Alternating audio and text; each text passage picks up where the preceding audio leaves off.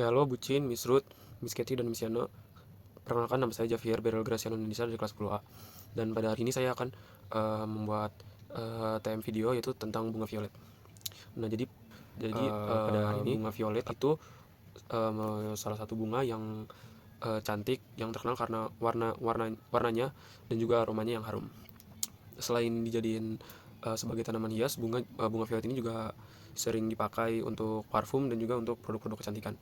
Walaupun memang kelihatannya cuma kayak bunga biasa doang, tapi bunga violet punya banyak hal yang menarik yang bisa kita pelajarin dan masuk di berbagai mata pelajaran. Dan juga jadi topik pertama yang kita bahas itu cara mendeskripsikan bunga violet. Nah, jadi bunga violet ini punya ukuran yang cukup kecil, tapi warna ungunya itu bagus banget. Bunga itu juga lembut dan cantik banget. Kelopak bunganya itu tipis dan bentuknya seperti bentuk bunga pada umumnya. Tapi tetap aja menarik dilihat. Nah, selain warnanya juga yang khas tuh, bunga violet juga punya uh, aroma yang harum dan juga kayak khas gitu. Jadi, nah, tanaman bunga violet ini bisa itu tumbuh di tempat yang sejuk dan lembab. Nah, karena tampilannya yang indah dan juga baunya yang wangi, jadi bunga violet ini sering dijadiin tanaman hias dan juga dijadiin bahan untuk membuat parfum. Nah, sekarang saya mau membahas tentang aspek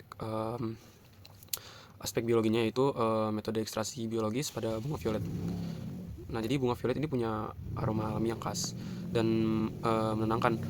Jadi aroma ini berasal dari senyawa alami yang ada di dalam kelopak bunga untuk mengambil aroma tersebut supaya bisa dijadikan parfum atau aromaterapi. Digunakan metode ekstraksi biologi. Nah, jadi metode ekstraksi ini adalah proses mengambil zat atau aroma dari tumbuhan tanpa merusak kandungan alaminya.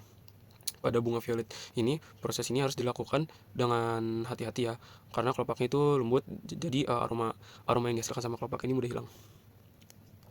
Nah, jadi ada juga beberapa metode ekstraksi yang bisa digunakan.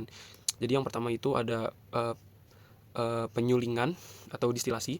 Jadi metode ini dilakukan dengan menggunakan uap panas. Jadi uap ini bantu ngambil minyak atau aroma dari bunga. Jadi nanti hasilnya didinginkan sampai menjadi cairan.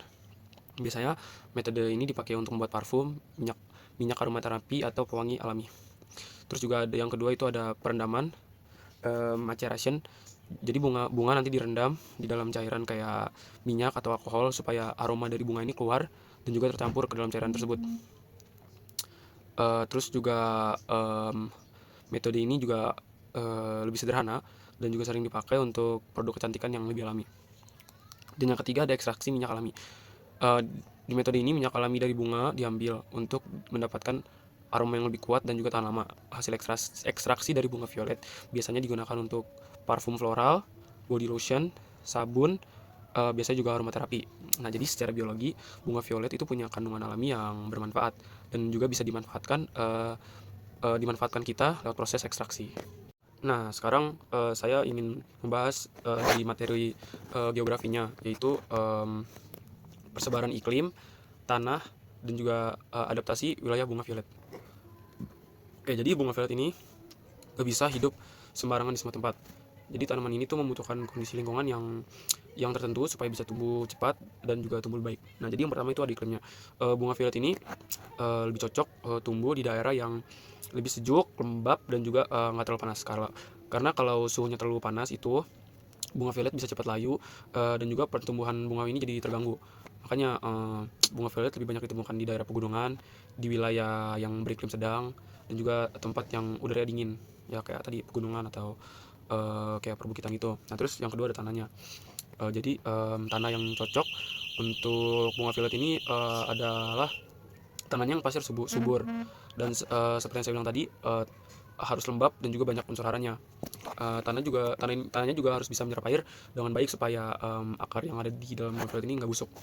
Dan yang ketiga ada air dan cahaya matahari. Bunga violet membutuhkan air yang cukup, tapi nggak boleh terlalu banyak juga. Karena selain itu bunga violet juga butuh cahaya matahari, tapi nggak cocok kalau panasnya terlalu berlebihan. Karena bunga violet ini lebih cocok di tempat yang teduh ataupun dingin. Dan juga persebaran tanaman violet. Nah, tanaman violet ini banyak ditemukan di daerah tuh kayak di Eropa, di Amerika Utara kayak di USA atau di Kanada, dan juga biasanya di tempat-tempat yang dengan iklim yang sedang. Nah, jadi di Indonesia bunga violet ini lebih cocok ditanam di daerah dataran tinggi ataupun pegunungan yang daerahnya lebih sejuk. Nah, yang terakhir juga ada adaptasi wilayahnya. Jadi bunga violet punya kemampuan beradaptasi yang dengan lingkungan yang lembab dan juga dingin. Contoh adaptasinya itu kelopak tipisnya membantu mereka menyerap cahaya, dan juga akar yang bisa menyesuaikan dengan tanah lembab. Nah, jadi pertumbuhan bunga violet ini dipengaruhi banget kondisi geografis di tempat hidupnya.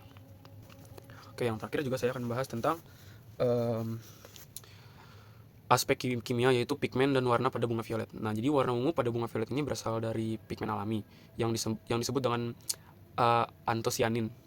Nah, jadi pigmen ini adalah zat kimia yang alami, dan zat ini memberi warna pada bunga. Bukan pada bunga doang, ini juga dia memberi warna juga pada buah dan juga pada tumbuhan-tumbuhan tertentu. Antosianin ini nggak cuma memberi warna juga, tapi juga membantu melindungi tanaman dari sinar matahari yang berlebihan, kerusakan sel, dan juga perubahan lingkungan. Pengaruh pH terhadap warna itu, warna antosianin bisa berubah tergantung tingkat kesamaan atau pH. Jadi contohnya ada kondisi asam, jadi kalau kondisinya asam warnanya lebih merah atau lebih kayak ungu tua gitu. Terus juga kalau dalam kondisi netral warna ungunya normal, dan kalau kondisi basah warnanya jadi kayak lebih biru gitu. Jadi ini menunjukkan kalau warna bunga violet itu berhubungan langsung dengan reaksi kimia, dan juga reaksi kimia pigmennya.